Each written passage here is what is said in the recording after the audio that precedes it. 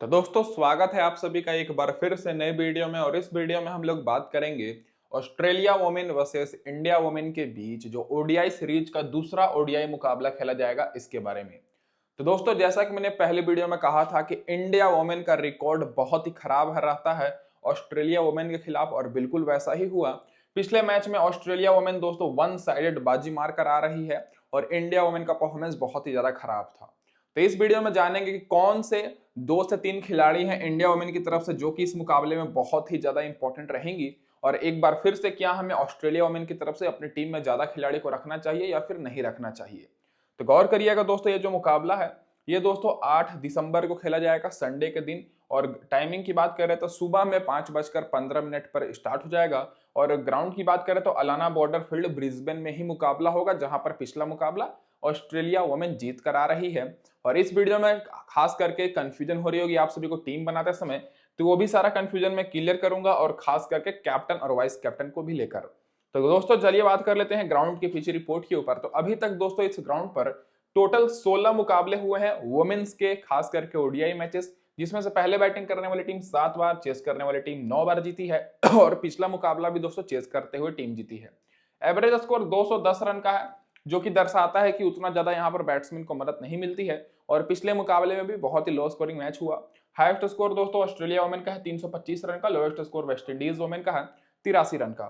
Scoring pattern देखिएगा तो 200 के नीचे 6 बार स्कोर बना है, 200 और 250 के बीच में 6 बार, 250 और 300 के बीच में 3 बार, और 300 के ऊपर मात्र एक ही बार स्कोर गया है। तो दोस्तों अगर मान के चलिए कि एक बार फिर से इंडिया वुमेन पहले बैटिंग करती है, तो आपको थोड़ा बहुत मतलब कह सकते हैं कि 150-200 के आसपास आपको स्कोर देखने को मिलेगा, नहीं तो लो स्कोरिंग मैच भी हो सकता है। और अगर ऑस्ट्रेलिया वुमेन पहले बैटिंग करती है तो आपको अच्छा खासा स्कोर देखने को मिलेगा। अब डायरेक्ट बात कर लेते हैं जो रिसेंट के 3 मुकाबले हुए हैं, तो आपको एक चीज कॉमन देखने को मिलेगी कि जो रिसेंट के 3 मुकाबले हुए हैं, तीनों मुकाबले में ऑस्ट्रेलिया वुमेन चेस करते हुए जीती है। और पिछला मुकाबला इंडिया वुमेन 100 रन मात्र बनाने पाई थी और बहुत ही आसानी से चेस करके 5 विकेट से जीत गई, जिसमें फास्ट बॉलर को 10 विकेट और स्पिनर्स को मात्र 4 विकेट मिली। और उससे पहले भी ऑस्ट्रेलिया वुमेन 8 विकेट से दोस्तों वेस्ट इंडीज वुमेन को हराई थी, जिसमें फास्ट बॉलर को 6 विकेट मिली थी और स्पिनर्स को 5 विकेट। और उससे पहले ऑस्ट्रेलिया वुमेन एक बार फिर से 10 विकेट से जीती थी, जिसमें पाकिस्तान वुमेन को हराई थी, जिसमें दोस्तों फास्ट बॉलर को मिली थी 5 विकेट और स्पिनर्स को मिली थी 3 विकेट। तो पिछले तीनों मुकाबले में ऑस्ट्रेलिया वुमेन तो जीती ही है, साथ में दोस्तों चेस करते हुए जीती है।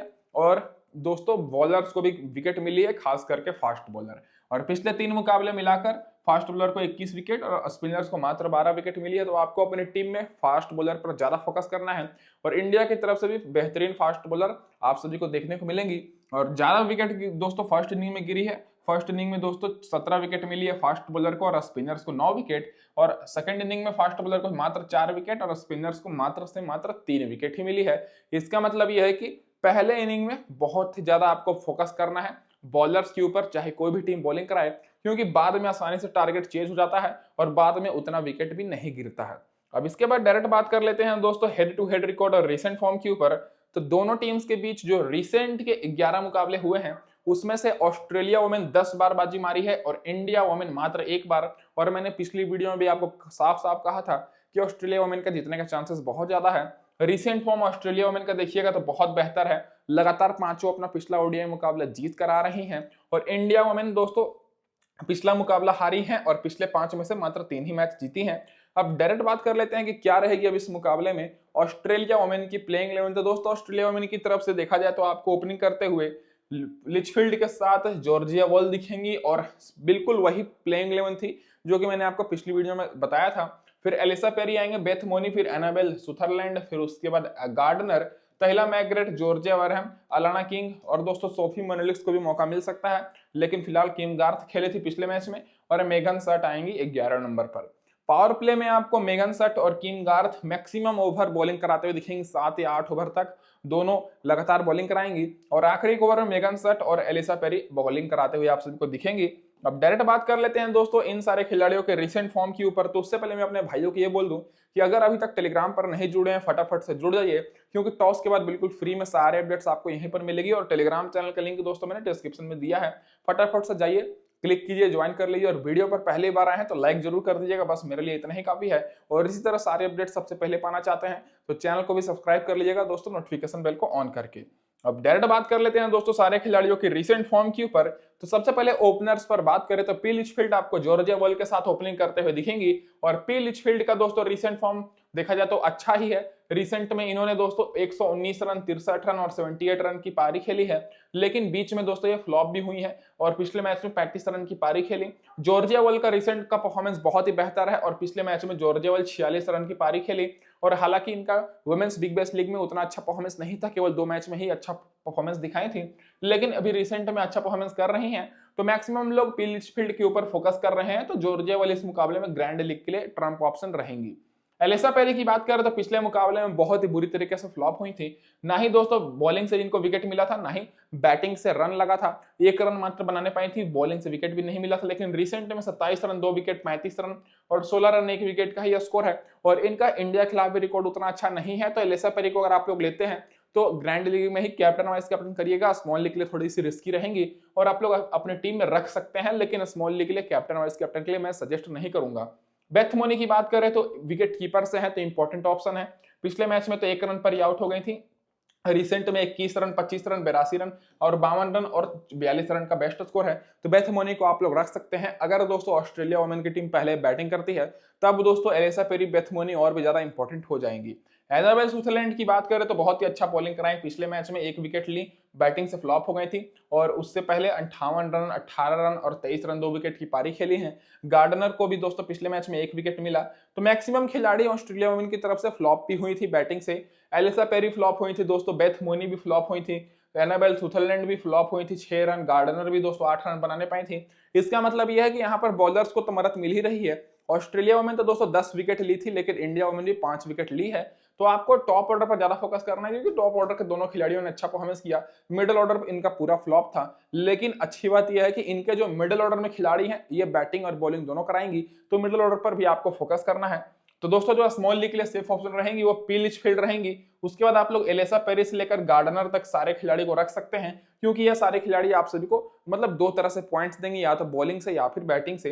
तहिला मैकग्रेथ की बात करें तो 4 रन की ही पारी खेली, बॉलिंग नहीं कराई थी। रिसेंट फॉर्म भी ठीक ही ठाक है, तो ज्यादा ग्रैंड लीग के लिए इंपॉर्टेंट रहेंगी, क्योंकि बैटिंग ऑर्डर नीचे है।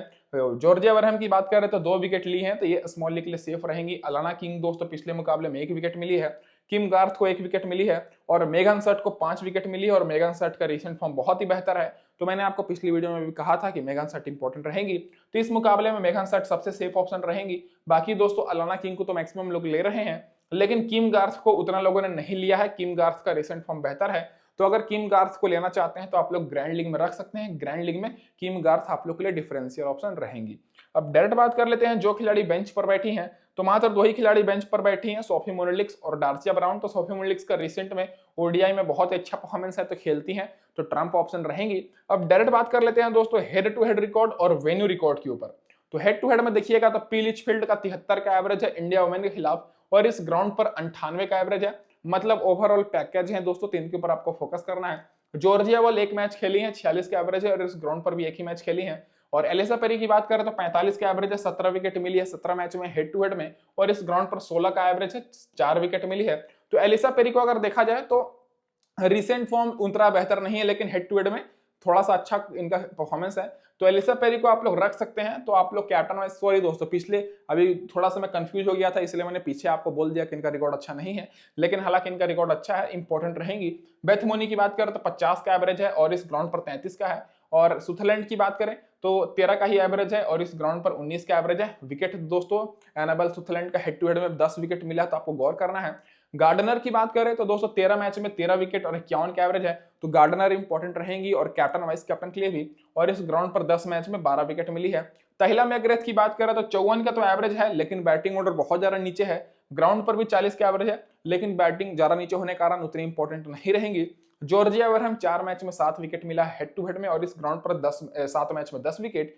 और जो बॉलिंग से सबसे एक्सपीरियंस वाले खिलाड़ी हैं वो मेगन सट हैं, 12 मुकाबले में 18 विकेट ली हैं, और इस ग्राउंड पर 11 मुकाबले में 17 विकेट। तो मेगन सट के ऊपर आपको ज्यादा फोकस करना है। बाकी अलाना किंग और किम गार्थ का दोस्तों देखा जाए तो ठीक ही परफॉर्मेंस है, 5 में 7 विकेट मिली है अलाना किंग को हेड टू हेड में, और किम गार्थ को 4 में 6 विकेट मिली है, और ग्राउंड पर दोनों का सेम है। अब डायरेक्ट बात कर लेते हैं दोस्तों क्या रहेगी अब इस मुकाबले में इंडिया वुमेन की प्लेइंग 11। तो दोस्तों इंडिया वुमेन की तरफ से आपको बता दूं कि अनुदीप्ति रेड्डी को भी मौका मिल सकता है, रेणुका राधा यादव भी खेल सकती हैं, लेकिन फास्ट बॉलर पर ज्यादा मतलब टीम फोकस करेगी, क्योंकि फास्ट बॉलर को ऑस्ट्रेलिया में वैसे मदद मिलती है। तो आपको ओपनिंग करते हुए स्मृति मंदाना के साथ प्रिया पूनिया दिखेंगे, जो कि मैंने आपको पिछली वीडियो में कहा भी था। फिर हरलीन देओल आएंगी, फिर हरमनप्रीत कौर, जयमा रोजेस, ऋचा घोष, दीप्ति शर्मा, सैमा ठाकुर। 9वें नंबर पर पिछले मैच में यहाँ पर संधू को खिलाया गया था, तितास संधू को और प्रिया मिश्रा को खिलाया गया था, जो कि स्पिन बॉलर है। और रेणुका सिंह ठाकुर पिछले मुकाबले में अच्छा बॉलिंग कराई थी। और फास्ट बॉलर पर भी आपको फोकस करना है।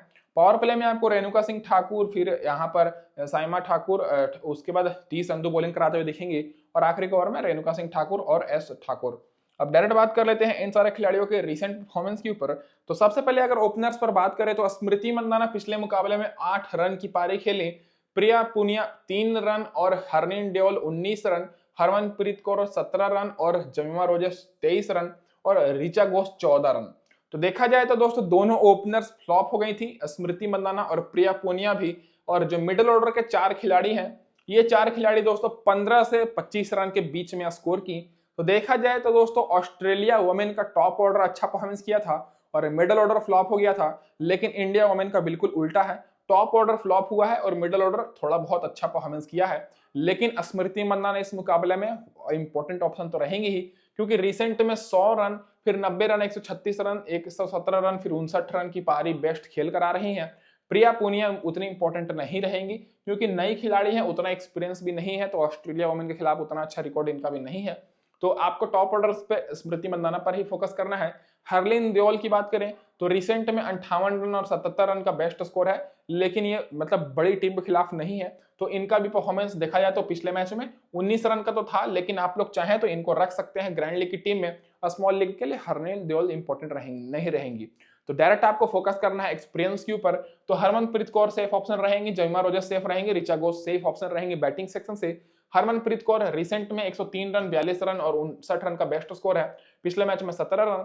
जमीमा रोजेस का शुरू से ही देखा जाए तो रिसेंट में बेहतर स्कोर है डबल डिजिट में, और पिछले मैच में 23 रन। और ऋचा घोष का देखा जाए तो उतना भी बेहतर नहीं है, लेकिन 14 रन पिछले मैच में बनाई थी। तो अगर एक बार फिर से इंडिया वुमेन पहले बैटिंग करती है तो ऋचा घोष के ऊपर आपको फोकस करना है, नहीं तो हरमनप्रीत कौर और जयमा रोजेस सेफ ऑप्शन रहेंगे। बाकी ऑलराउंडर सेक्शन से तो दीप्ति शर्मा को तो आपको लेकर चलना ही है, क्योंकि इंडिया वुमेन की तरफ से एक ही बेस्ट आपको ऑलराउंडर दिखेंगी, जिनका नाम दीप्ति शर्मा है। हरमनप्रीत कौर भी ऑलराउंडर में ही है, लेकिन वो बॉलिंग फिलहाल नहीं करा रही है। दीप्ति शर्मा पिछले मैच में 1 रन ही बनाने पाई, बॉलिंग का मौका नहीं मिला क्योंकि उतना रन का टारगेट नहीं था। लेकिन रिसेंट में बहुत ही अच्छा खासा इनका स्कोर है, देखा जाए तो सारे मुकाबले में 2-2, 3-3 विकेट इनको मिला है। और बॉलिंग से बात करें तो 4 बॉलर हैं दोस्तों इंडिया वुमेन की तरफ से, और जो पिछले मुकाबले में रेणुका सिंह ठाकुर को 3 विकेट मिला और प्रिया मिश्रा को 2 विकेट मिला। बाकी साइमा ठाकुर और संधू को विकेट ही नहीं मिला। तो आपको अगर फोकस भी करना है तो फास्ट बॉलर पर फोकस करना है। आप लोग रेणुका सिंह ठाकुर को रखिएगा अपनी टीम में, बिल्कुल सेफ ऑप्शन रहेंगी। प्रिया मिश्रा को पिछले मैच में विकेट मिली, लेकिन जहां तक मुझे लग रहा है कि इस मैच में नहीं मिलेगी, तो आप लोग इस मैच में साइमा ठाकुर को रख सकते हैं, जो कि फास्ट बॉलर हैं। और संधू को भी रख सकते हैं, क्योंकि संधू का रिकॉर्ड देखा जाए तो उतना अच्छा नहीं है, लेकिन ग्रैंड लीग में संधू इंपॉर्टेंट हो सकती हैं। तो आपको बॉलिंग में रेणुका सिंह ठाकुर और साइमा ठाकुर के ऊपर फोकस करना है दोस्तों। अब बाकी मैंने टॉप ऑर्डर से तो ये बता दिया कि एक्सपीरियंस के ऊपर जाना है, क्योंकि जो एक्सपीरियंस वाले खिलाड़ी हैं उनका दोस्तों ऑस्ट्रेलिया वुमेन के खिलाफ बेहतर नहीं है, तो नए खिलाड़ी को क्या ही रहेगा। अब डायरेक्ट बात कर लेते हैं जो खिलाड़ी बेंच पर बैठी हैं। तो इनमें से दोस्तों देखा जाए तो राधा यादव का मौका मिल सकता है और अनुदिति रेड्डी को भी मौका मिल सकता है, लेकिन यही बात है कि इस ग्राउंड पर और ऑस्ट्रेलिया में केवल फास्ट बॉलर को ही मदद मिलती है, इसीलिए दोस्तों ये सारे स्पिनर्स को उतना मौका नहीं मिल रहा है। अब डायरेक्ट बात कर लेते हैं दोस्तों हेड टू हेड रिकॉर्ड और वेन्यू रिकॉर्ड के ऊपर। तो सबसे पहले देखा जाए तो हेड टू हेड में स्मृति मंदाना का 35 का एवरेज है, बेस्ट है, और इस ग्राउंड पर 8 का एवरेज है। प्रिया पूनिया का 3 का ही एवरेज है, एक ही मैच खेली है, इस ग्राउंड पर भी 3 का है। हरलीन देओल भी 19 का एवरेज है, ग्राउंड पर भी और हेड टू हेड में भी। और हरमनप्रीत कौर का 15 मैच में 42 का एवरेज है, और इस ग्राउंड पर एक ही मैच खेली है। मतलब सारा खिलाड़ी, मतलब जितने भी खिलाड़ी हैं सारे खिलाड़ी केवल एक ही मैच खेली हैं, तो आपको केवल हेड टू हेड पर ही ज्यादा फोकस करना है। जमीमा रोजेस का दोस्तों 36 का एवरेज है और ऋचा घोष का 33 का है। तो आपको देखने को मिलेगा कि जो पुरानी एक्सपीरियंस वाली खिलाड़ी हैं, स्मृति मंदाना, हरमनप्रीत कौर, जमीमा रोजेस, ऋचा घोष, इन सारे खिलाड़ियों को आपको ठीक देखने को मिलेगा, क्योंकि ये थोड़ा बहुत एक्सपीरियंस वाली है। बाकी नए खिलाड़ी पर आपको कम फोकस करना है। दीप्ति शर्मा का 28 का एवरेज है, 12 मैच में 12 विकेट मिली है। बॉलिंग में दोस्तों देखा जाए तो एक मैच में 2 विकेट मिली है प्रिया मिश्रा को, और रेणुका सिंह ठाकुर को 4 मैच में मात्र 4 विकेट। तो दोस्तों ये तो हो गई हमारी पूरी detail analysis complete.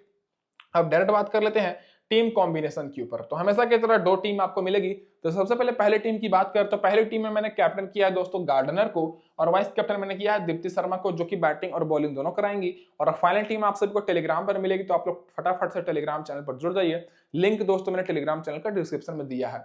Wicket keeper से मैं बेथ मोनी को ही रख रहा हूं, क्योंकि रिचा घोष का बैटिंग ऑर्डर थोड़ा नीचे है, और बैटिंग तो मिलेगा ही क्योंकि इंडिया का वुमेन का उतना अच्छा परफॉर्मेंस नहीं रहता है, लेकिन मैं बेथ मोनी पर ही फोकस कर रहा हूं। पीलिच फील्ड को मैंने लिया है स्मृति मंदाना, 2 ही बैट्समैन। बाकी मैंने ऑलराउंडर पर ज्यादा फोकस किया है कि क्योंकि 50 ओवर का मैच है, पूरा 50 ओवर तो दोस्तों इंडिया वुमेन खेलने नहीं पाएगी, अगर खेलती है तो अच्छी बात है, लेकिन ऑलराउंडर्स हैं जो कि बैटिंग और बॉलिंग दोनों कराएंगे। सुथरलैंड की बात करें तो इनको मैंने लिया गार्डनर और एलिसा पेरी को, तो 3 ऑलराउंडर मैंने ऑस्ट्रेलिया वुमेन की तरफ से लिया है। हरमनप्रीत कौर और दीप्ति शर्मा को मैंने लिया है, जो कि बैटिंग और बॉलिंग दोनों कराएंगी। इधर से अलाना किंग, रेणुका सिंह ठाकुर और मेगन सेट। तो मैंने ज्यादातर ऑलराउंडर पर फोकस किया है, और ये रहेगी हमारी स्मॉल लीग की टीम, जो कि कैप्टन रहेंगे Gardner, vice captain Deepti Sharma. और दोस्तों जो हमारी ग्रैंड लीग की टीम है, इसमें मैंने कैप्टन किया है एलिसा पेरी को और वाइस कैप्टन मेगन सेट को। एलिसा पेरी पिछले मैच में फ्लॉप हुई थी, लेकिन इस मुकाबले में ट्रम्प ऑप्शन रहेंगी। यहाँ पर मैं दोस्तों जमीमा रोजेस को रखा हूँ बैटिंग सेक्शन से, बाकी पीलिश फील्ड और स्मृति मंदाना हमारी वही है। और यहाँ पर मैं 5 ऑलराउंडर नहीं, केवल 4 ही ऑलराउंडर को लिया हूँ, Ellyse Perry, Deepti Sharma, Gardner और सुथरलैंड को, और बाकी मेगन सेट, रेणुका सिंह ठाकुर और किम गार्थ हमारी वही बॉलर रहेंगी। तो ये होगी दोस्तों यहाँ पर हमारी ग्रैंड लीग की टीम, ये हो गई हमारी स्मॉल लीग की टीम। यहाँ पर मैं किम गार्थ को रखा हूँ दोस्तों अलाना किंग की जगह पर, क्योंकि अलाना किंग स्पिन बॉलर है, किम गार्थ फास्ट बॉलर हैं, तो उनको ज्यादा मदद मिलेगी। हालांकि दोनों बॉलर्स को पिछले मैच में एक विकेट ही मिली है। तो दोस्तों ये हो गई हमारी पूरी डिटेल एनालिसिस कंप्लीट। तो अगर चैनल पर पहली बार है तो सब्सक्राइब जरूर करिएगा। धन्यवाद दोस्तों आप सभी का वीडियो देखने के लिए।